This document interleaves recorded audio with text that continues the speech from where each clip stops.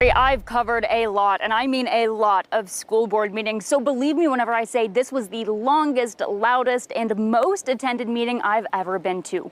Hundreds of people sat in the crowd, and tonight, many of them walked away feeling victorious. I'm sorry our actions on April 15th made some of our students, faculty, and community feel different and not accepted.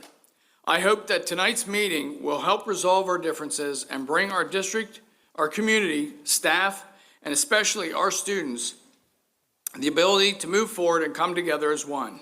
The Cumberland Valley School District issuing a strong statement at the start of a special meeting to discuss the board's recent cancellation of an anti-bullying presentation by gay actor Malik Pancholi. The assembly, which was to be held at Mountain View Middle School on May 22nd, was canceled during a meeting on April 15th after school board members expressed concern over what they called Pancholi's, quote, lifestyle and the actor's self-identification as an activist. The board initially backed its unanimous decision by citing a district policy that prohibits political events.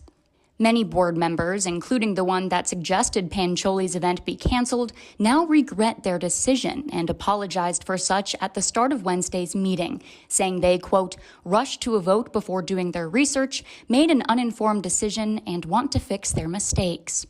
However, one board member, Matt Barrick, held firm in his support of the board's original decision, reiterating his belief that Pancholi's self-proclamation as an activist is political in nature. Why would we invite someone who considers themselves a political activist to come to talk to our children at our school? Get politics out of our schools. Though this belief was once shared among board members, tonight Barrick appeared to be alone in this opinion, with the district superintendent expressing the opposite view. We believe his activism is best described as advocacy for what is good and right.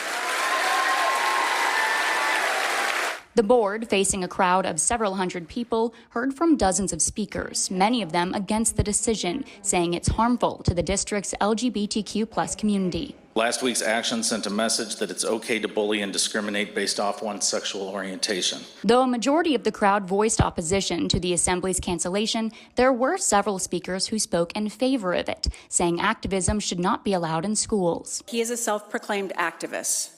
Activists tend to have a political bias, so in no way should politics or activism be invited into our schools during instructional hours. That's not what our tax dollars should fund.